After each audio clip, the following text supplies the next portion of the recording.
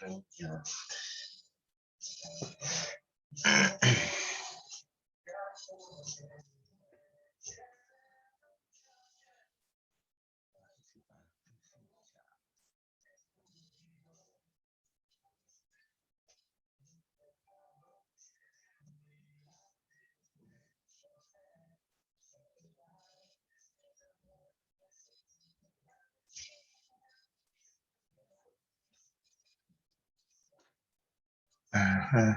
Renato.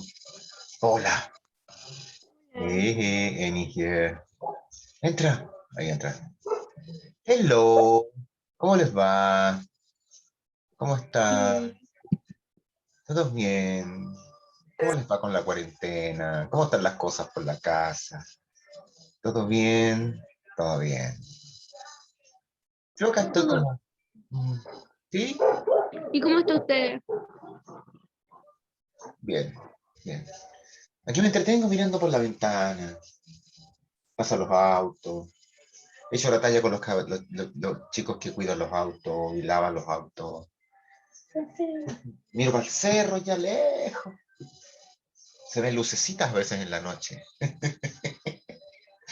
Sí, es que hay muchos caminos por los cerros donde la gente pasa clandestina, ¿cachai? Entonces... Ay, señor. Ya, espérate, vamos a doña Natalia Simón, que ya había entrado, pero como que no...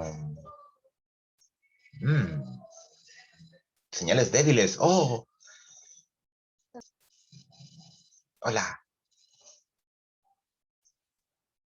Vamos a ver. Nicolás Pastén. Ay, ya. Tanto Catalina a su alrededor. Sí, ¿qué tal, qué tal, qué tal? Ya.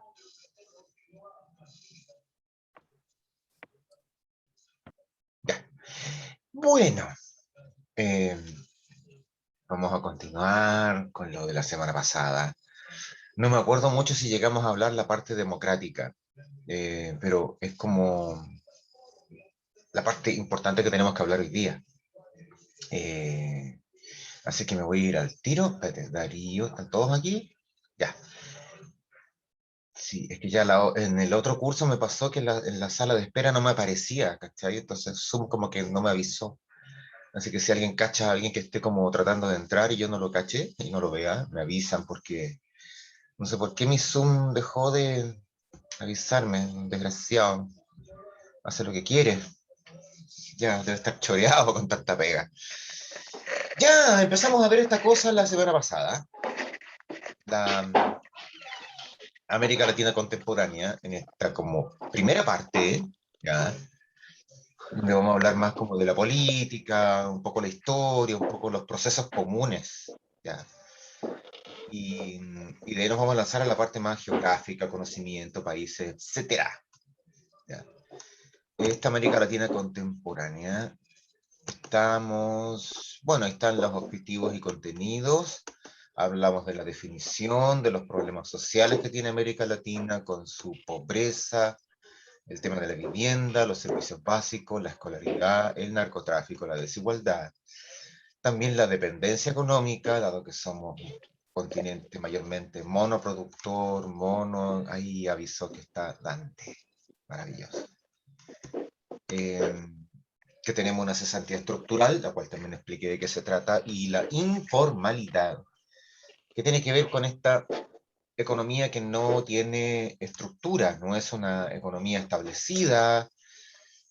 Recuerda tú que cuando hablas, por ejemplo, de una economía formal, ¿quién tiene el micrófono abierto que se escucha toda la bulla ahí como que estuviera? Acuérdense de cerrar el micrófono, ya, porque se contamina. La idea, recuérdate, de la informalidad. Si yo tengo, por ejemplo, un negocio, significa que mi negocio primero pagó una patente, paga un arriendo, paga impuestos, contribuciones, pago IVA y una serie de otros elementos que son obligaciones y también tengo derechos como derecho a abrir, etcétera, horarios. Eso es una cosa formal. La informalidad hace que muchas veces la economía funciona sin reglas. Entonces, lo que podríamos conocer nosotros como el comercio ambulante es informal, no cumple ninguna regla. Y en muchas partes de América Latina, lo normal es tener un comercio que no cumple reglas. ¿Ya? Acá es como bastante más ordenado de lo que uno podría creer. Claro, obviamente en el último tiempo se ha desordenado bastante, pero por razones obvias. Pues, o sea, mucho negocio formal no ha podido seguir funcionando. Si hay cuarentena y te ordenan cerrar, no puedes vender. Si no vendes, no hay plata. Si no hay plata, no pagas el arriendo. O sea, perdiste. Fija, eso es una realidad que hay que ver hoy día. Tenemos una economía centrada en materias primas, el cobre, el hierro, el gas, la fruta, el trigo, el ganado, pero no somos, salvo 2 o 3 países, no nos caracterizamos por fabricar maquinaria y mucho menos aportar tecnología. ¿Ya? Aunque de repente dice, oye, por acá un chileno investigó y descubrió tal cosa, sí, ya, bueno, uno de millones, ¿te fijas? El bajo PIB per cápita, esto del bajo ingreso, menos Chile. Y cerramos acá la otra vez, hablando de nuestro gran problema de fortalecer y profundizar la democracia. Es nuestro mayor problema en el presente. A ver.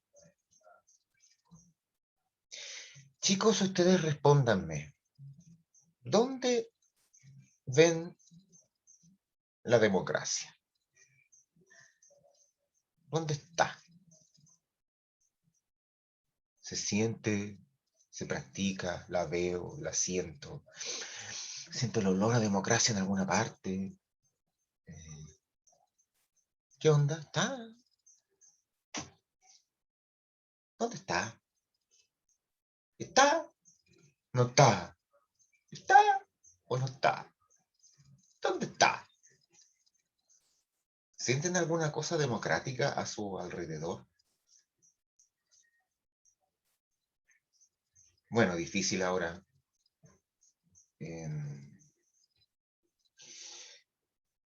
Chiquillo, el problema es que desde que nacimos como país, la democracia es un concepto lejano porque no participamos de ella. O sea, piénsalo.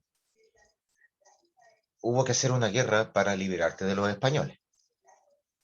1810 a 1818. En ese proceso, la élite del país, la aristocracia criolla, fue la que se quedó con el poder. De ahí todos los presidentes de Chile venían de ese grupo y todos los políticos en Chile venían de ese grupo, de las grandes fortunas. Piensa una cosa interesante. Ser diputado o ser senador en antiguos tiempos era gratis. No tenían sueldo. ¿Para qué pusieron tipos de las familias de fortuna? Todos los Larraín, los Errázuriz y los todos esos apellidos iluchos. Ahí estaban en la política chilena. Si miras hacia atrás y recuerdas algo de materia, la cantidad de votantes era súper poca. Te exigían ser hombre, una edad específica, te exigían una propiedad, una renta, ¿se acuerdan? El voto censitario significa que tú limitas la cantidad de gente que puede votar a aquellos que son de cierto nivel económico hacia arriba, lo que es el pueblo, el perraje, la gente como uno, los de a pie, los sin moneda, esos no votan. Entonces, ¿democrático? No es una democracia de élite, que poco a poco fue avanzando, fue abriéndose. Recién en la década 40 en Chile puedes decir que somos más o menos democráticos porque le diste el voto a las mujeres, con gran oposición de los partidos de izquierda. Porque claro, sabían que como las mujeres eran más conservadoras, la típica señora que iba a misa, iba a haber mucho voto por partidos de derecha, lo cual fue cierto. Pero en el fondo, estamos hablando de una sociedad democrática que recién apareció en Chile en la década 1950 y se entró a profundizar en la década 60, en América Latina también, cuando aparecen gobiernos que son más de participación popular, porque la democracia era una cuestión que había que hacerla bajar hacia abajo, aunque suena redundante, había que hacerla bajar hacia abajo, hacia las poblaciones, hacia la población común y corriente, los campamentos, la escuela, la fábrica, porque la democracia había que entenderla como una forma de vida y no como parece que la entendemos hoy día, una forma de elegir a un tipo que nos gobierne una cantidad de años y después cambiarlo por otro. Y eso hace que la democracia sea debilucha. Una debilucha que se cae al primer empujón. Hemos tenido un montón de ejemplos de países que son democráticos y a la primera se caen. O sea, y tal vez uno de los grandes problemas es una cosa que explicaremos después, ese de la corrupción, como dice ahí, pero tenemos países que entran en esa corrupción. Por ejemplo, hace unos años, un par de años creo yo ya, brotó un caso de corrupción, el caso Odebrecht. Para los que no ven noticias o no les interesa mucho el tema, les informo, el caso Odebrecht es una empresa constructora brasileña que participa de licitaciones y llamados de diferentes gobiernos para construir obras públicas. ¿Ya? Por ejemplo, no sé, en Perú quieren construir un túnel, licitación, una especie de concurso de qué empresa puede hacerlo, ya perfecto, o deberás tú, hazme el túnel. En Bolivia quieren hacer un puente, ya hazme el puente. En tal lugar quieren construir un aeropuerto, ya hazme tú el aeropuerto. Y así, obras públicas. Y de repente se dan cuenta que esa empresa que ganaba las licitaciones y ganaba los concursos para ser ella la empresa que construyera esas obras públicas, bueno, se dieron cuenta de que esa empresa sobornaba, o sea, le pasaba dinero por debajo de la mesa a las personas que tenían que tomar las decisiones, incluso presidentes de la República. Y tú decís, y tampoco ganan los presidentes que se dejan sobornar, bueno, sí, depende de lo que tú quieres llamar poco. Entonces hay muchos casos de corrupción verdaderos. Por ejemplo, en el caso de Perú, recuerda que en Perú los últimos 6 presidentes, los últimos 6 presidentes están procesados por corrupción. Tienes a la Dilma Rousseff, que le inventaron un cagüín y la sacaron del poder en Brasil relacionado con esta empresa. Lula da Silva, expresidente de Brasil, también lo metieron en el cagüín como para que no fuera candidato. Bueno, ya salió porque cacharon que no era. Pero así tú ves a muchos casos de corrupción en Bolivia, en Paraguay, en Uruguay, en Argentina, el caso de los Kirchner. ¿Por qué es tú que están procesando a la Cristina y se fue a esconder como vicepresidenta? Eh, Ella también está siendo investigada, ¿cachai? Entonces, la corrupción es algo que es transversal. El problema de la corrupción es que muchas veces va debilitando al sistema en general. ¿Se acuerdan cuando hablamos del narcotráfico? Yo les decía, ¿qué pasa cuando las autoridades de un país están coludidas, están compradas por el narcotráfico? Y te das cuenta que nadie toma medidas contra el narcotráfico porque los mismos políticos o autoridades o policías están comprados. O por último son amenazados. Y el que no hace caso es eliminado. Ahí tienes un Estado que está secuestrado por los narcotraficantes. Aquí es más o menos parecido. ¿Qué ocurre cuando un diputado, un senador o un presidente decide, toma decisiones de gobierno, pero influenciado por intereses económicos y no por el interés del país?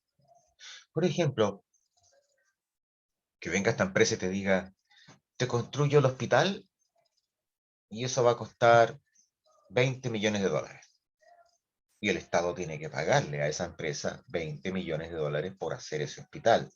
La empresa sabe que por debajo hubo como 1 millón de dólares en puro soborno para que la eligieran a ella. Pero cuando analizas las cosas, te das cuenta que tal vez el hospital, el costo real del hospital, era de 15 millones. Entonces el Estado al final termina perdiendo harta plata por todos estos Sí, por todos estos casos de corrupción. Fija. Y es transversal, porque por ejemplo tú puedes ver empresas. Ay, aquí me voy a meter en un lío. Bueno, que tanta cosa así. ¿Qué pasa cuando las empresas son las que financian las campañas políticas? Cuando tiene grandes empresarios que aportan millones para que los políticos hagan publicidad y cuelguen carteles, pongan esas palomitas en las plazas, la propaganda en la radio que hay que pagarla, grabar el video para la franja electoral que hay que pagarlo a la productora de video, ¿cierto? Y eso, esa plata, ¿de dónde sale? De algún aporte. ¿Y quiénes son los que más aportan en Chile? Tal vez el señor Luxic, tal vez el señor Angelini, tal vez la señora Fontbona, que nadie la menciona, no sé por qué, pero es la vieja más rica de Chile. Riqueza. Tiene más plata que Luxic, más plata que Angelini, más plata que todos juntos, la señora Fontbona. Como que nadie la pesca. Pasa con la dueña de Falabella, la dueña de Totus, la dueña de un montón de cosas más. Y incluyendo creo que la cadena de farmacias Cruz Verde, no me acuerdo. Pero bueno, tú dices, ¿qué ocurre cuando esa gente es la que eh, pone la plata para la campaña? ¿Qué ocurre cuando tú ves que un político X, que era diputado, de repente ya no sale reelegido, pero sin embargo lo ves después como director de una de estas grandes empresas o gerente de esta otra empresa que pertenece a este otro gran empresario que le financió la campaña? Entonces tú después empiezas a ver, bueno, ese tipo cuando era diputado, ¿cómo se comportó? ¿Cómo votó los proyectos de ley? Como pasaba, por ejemplo, estoy recordando, para que no le peguen tantos palos a la derecha, recuerdo muy bien el caso cuando se votó la ley de pesca. Y mucha gente paró la oreja y dijo, a ver, perdón, pero aquí hay un senador que se llama Andrés Saldívar, demócrata cristiano, que es dueño de una empresa pesquera. Entonces, ¿cómo él va a estar votando sobre los derechos de las empresas pesqueras si él mismo es dueño de una empresa pesquera? Entonces, todo eso debilita, debilita la democracia, porque tú la empiezas a sentir como que fuera una vieja inútil, como que siempre los mismos, siempre roban, son todos sinvergüenza, y te desilusiona el sistema. Entonces, es fácil después pegarle un empujón a ese sistema y tirarlo al suelo. Caso, Venezuela, un país rico, petrolero, pero inmensamente corrupto.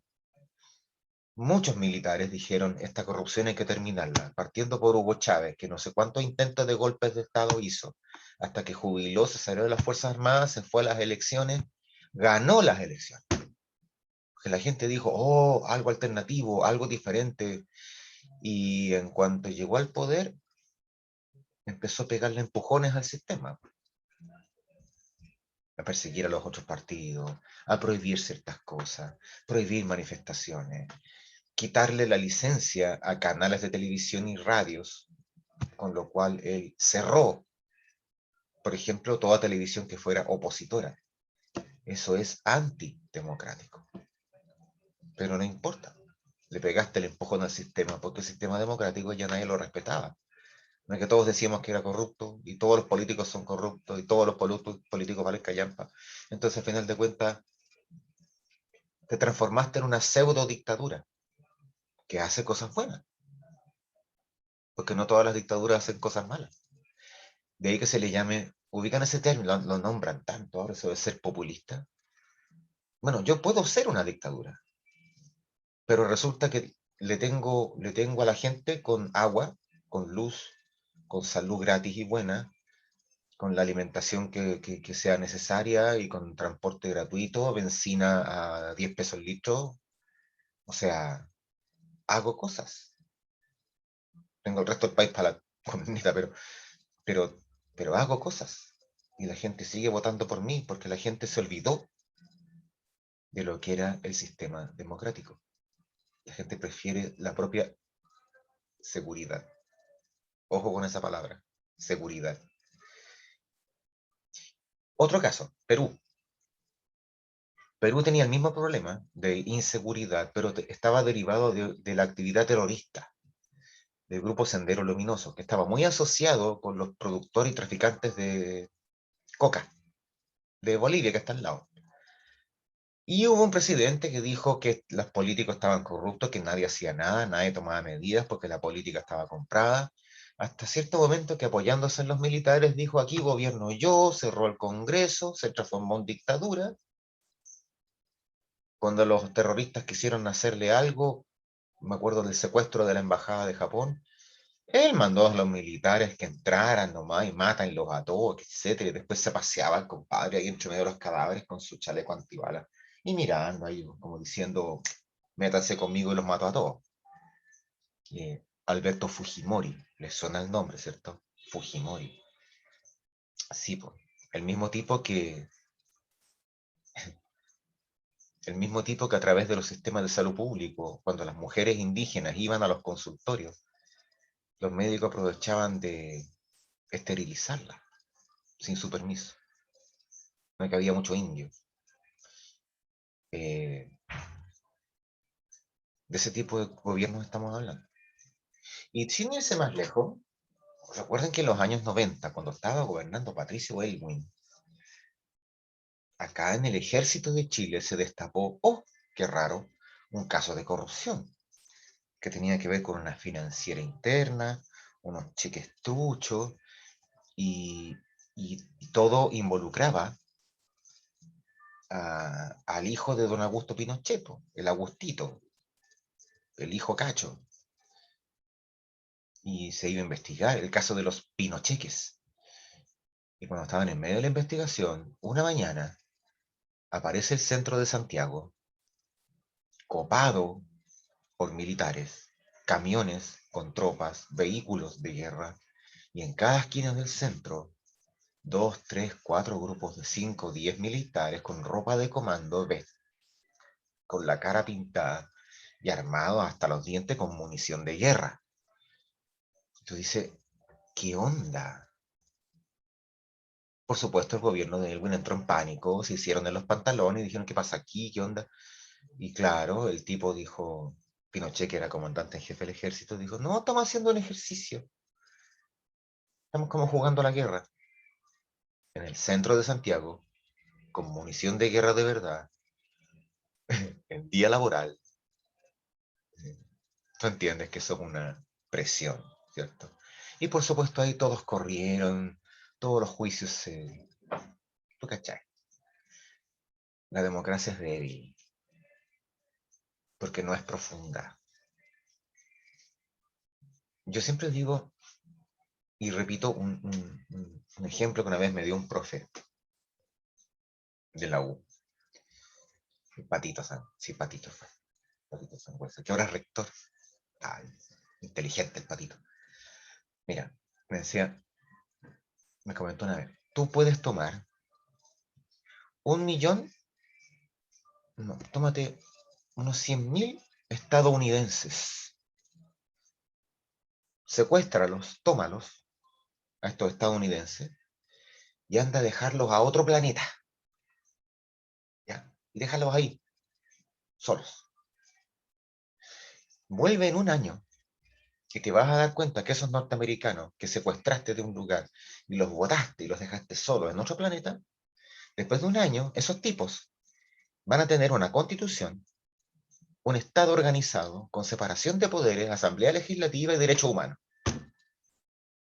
Porque esos tipos, desde que eran colonia, han practicado el tema de la autodeterminación, las votaciones, la elección de autoridades, o sea, siempre, y es transversal, porque los tipos en Estados Unidos eligen no solamente a su presidente, no solamente a sus diputados, senadores nacionales, sino que también al gobernador de cada región, a los diputados y senadores de cada región, eligen a sus asambleístas o concejales de cada condado o comuna, y al jefe de cada condado o comuna, eligen al juez de cada comuna, eligen y votan para elegir al jefe de la policía eligen por todo. Y no te voy a decir un poco la actividad escolar como es también, en cuanto a lo que sea, lo que aquí llamamos centro de alumnos. O sea, para ellos la votación, la expresión de la democracia, está en los genes, desde el parvulario. Acá con suerte tenemos gente que se postula a centro de alumnos y a veces ni salen, po, para que hablarte de la junta de vecinos. Y si pensamos en diputados y presidentes, no, ¿para qué de nuevo lo mismo? Si la misma gente. Siempre lo mismo, ¿para qué? No, yo no voy a votar, qué tontera. Ahí estamos, po. Debilitas. ¿Ok? Tal vez hay mucha gente que le encanta eso. Que la gente que más se queja no vaya a votar. Tal vez hay mucha gente que le encanta que sea así. Porque es una forma de garantizar de que las cosas nunca cambien. La abstención electoral en nuestro continente es muy alta. Siempre anda cercano al 50%. O sea, la mitad de la gente es la que vota. Y de esa mitad, a lo mejor, la mitad de la mitad es la que impone un presidente. Como nos pasó a nosotros la última vez, cuando salió elegido este caballero. La mitad de los chilenos fue a votar. Y la mitad de la mitad fue la que lo eligió a él. O sea, hay un cuarto. ¿Y los otros 3 cuartos dónde están? No, qué lata, que no. Debilitas. Por eso, como dice ahí, gran desafío nuestro, fortalecer y profundizar. Fortalecer en el sentido de que participemos del sistema. ¿Te cachai que hubiera pasado si esa mitad que no fue a votar hubiera ido? Esa mitad disconforme, que tenía como 3 o 4 candidatos disconformes y alternativos por los cuales votar. Estaba este viejo Artés, que era el del No Más AFP, estaba la otra chiquilla esta, Beatriz Sánchez. Había como 4 tipos más que eran alternativos. Por último, la Roxana, no sé cuánto, que era pobladora. ¿Te imaginas ahí la mitad del país votando por ella? Cuático habría sido. Pero habría sido un remesón. Profundizar. Porque la democracia no es solamente votar, también es participar. ¿Cómo te organizas en tu colegio? ¿Cómo te organizas en tu empresa? En tu club social, tu club deportivo, ¿cómo es? Eh, todo. La democracia es todo. Pero ¿qué ocurre? Que de repente tenemos casos de corrupción. La corrupción misma existe y sobrevive gracias al desinterés. Gracias a que, como la democracia no es efectiva, como la democracia es un montón de gente que ve noticia y después como que se olvida y no exige. Eh, bueno, ahí está, pues. Ahí está la corrupción. La ley misma permite la corrupción. Es blanda con la corrupción. Tenemos en este momento un senador que fue procesado, condenado por corrupto, fraude al fisco. Iván Moreira, condenado. Claro, su castigo fue pagar una multa, 30 y tantos millones. Lo pagó en cuota. Y ahí está, en el Senado. Y no quiero nombrar más gente porque, ¿para qué? Se me va la hora. Los sistemas permiten corrupción a veces cuando la gente deja. La corrupción lleva a la desilusión y la desilusión lleva al desinterés. Pero el desinterés permite que sobreviva la corrupción. Ese es el círculo. ¿Cachai? Entonces, al sistema corrupto no le interesa que tú participes. Al contrario, al sistema corrupto le encanta que la gente se quede en su casa. Al sistema corrupto le encanta que la gente comparta memes, ponga likes, eh, no se dañe y no cambia. Por eso el sistema no le interesa promover la democracia. Al sistema, cuando hablas de educación cívica, son cositas superficiales por ahí nomás. Al sistema no le interesa que haya mucho discurso ni reflexión. Y si la hay, al sistema no le interesa que eso se difunda. Es un fenómeno continental que tiene que ver con cómo las élites eh, tratan de mantenerse en el poder a través de la indolencia o el desinterés de la masa. El problema es que la élite cuando gobierna va fabricando problemas. Va fabricando problemas con las jubilaciones, con los bancos, con las pensiones, con la salud, con la educación. O sea, va fabricando una enorme cantidad de problemas que van afectando a la gente que era desinteresada. Y en algún momento esa gente, de tanto enojo, explota en los llamados estallidos sociales. No se crean que la cosa aquí en Chile es exclusiva, la de octubre. O sea, frente a los casos de corrupción tuvimos mucho tiempo de estallido social en Perú. Bueno, fue más breve que en Chile. ¿Ya? Ahí el presidente que renunció a la primera, PPK, Pedro Pablo Kuczynski, después llegó un vicepresidente que ahora también lo procesaron por corrupción, y así, y fueron investigando hacia atrás. Y el presidente como Llanto Humala, Alan García, que incluso se suicidó cuando lo fueron a buscar los pacos. Pero los peruanos son tipos que no les hace asco meter presos a sus presidentes. Y pienso en el estallido social que hubo también en el año 2019 en Ecuador, por el alza de la benzina y los pasajes. Recuerdo esa escena de tipos montados en sus camionetas a las que les ponían unas palas adelante, grandotas de esa pala mecánica, y se las tiraban encima de las policías, y ahí saltaban las policías. Y horrible, y tú dices, ¿por qué sí llegó a esa violencia? Y también recuerdo, pero muchos años atrás, un estallido social que hubo en Argentina por el Corralito, cuando frente a la corrupción y a la casi quiebra de los bancos, a la gente se le prohibió sacar plata del banco, de su propia cuenta.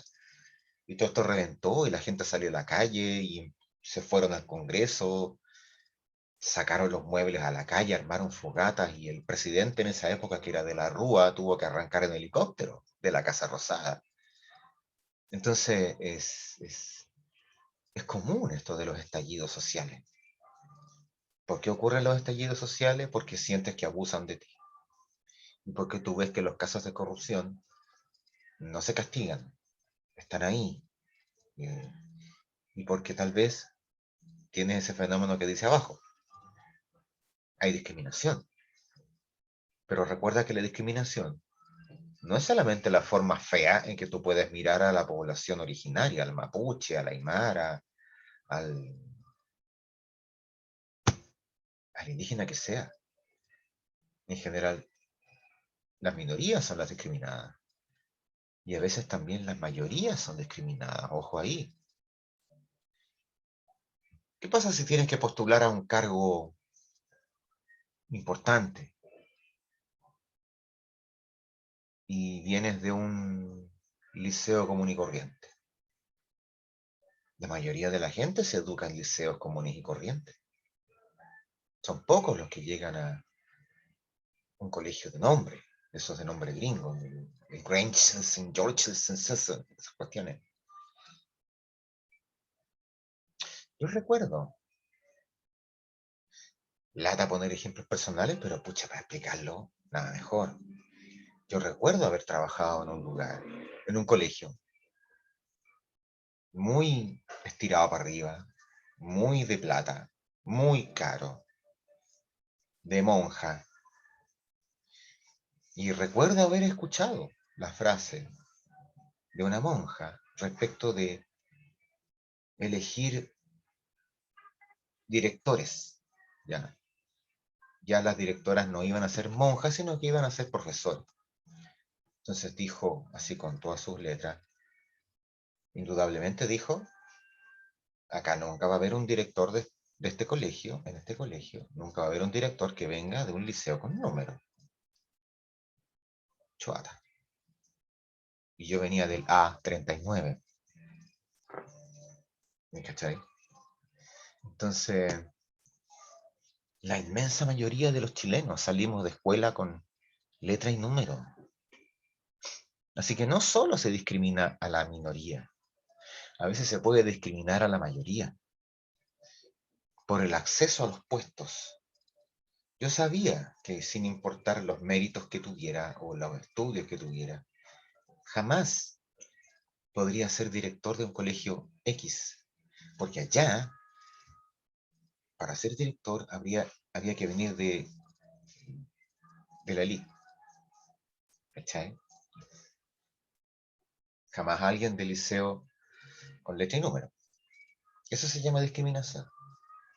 Indudablemente lo más notorio es cuando tú eh, ves discriminaciones a las minorías. Ya, rápidamente, antes que se nos vaya la hora. ¿Qué minoría? Nómbrenme minorías que pueden ser discriminadas. Ya, pues, no los escucho.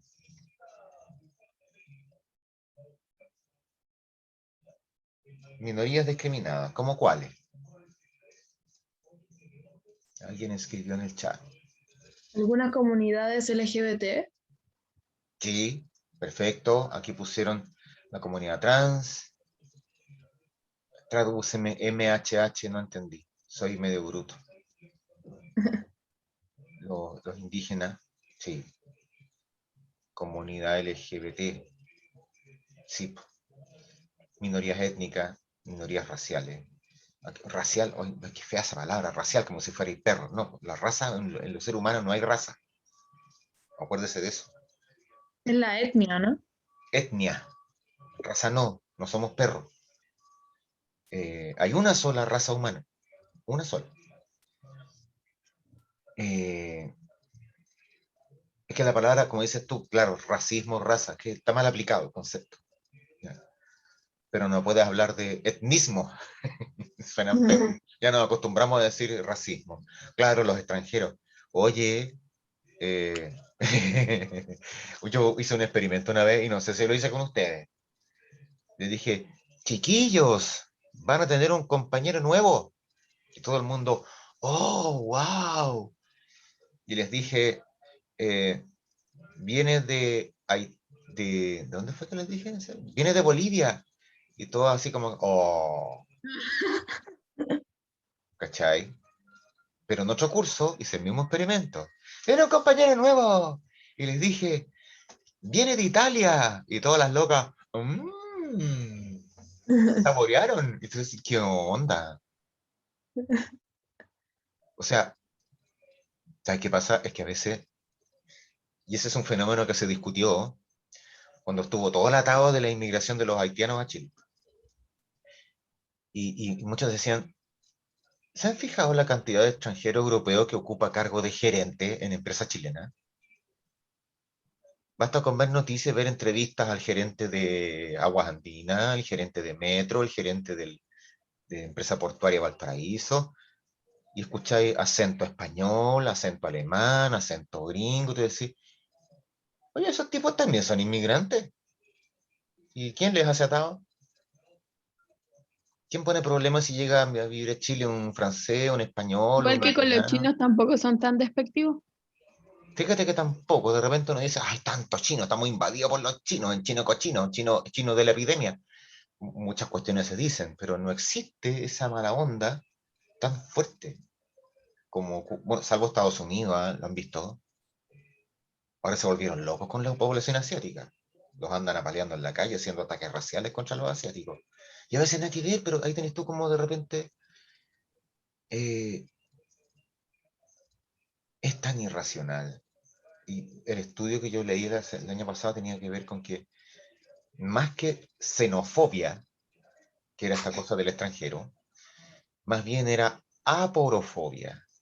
O sea, era como fobia al pobre. No es que, como dice la Pau, que Chile sea xenofóbico o exista xenofobia, ya, pero es que nos molesta el extranjero cuando es pobre, no cuando tiene plata.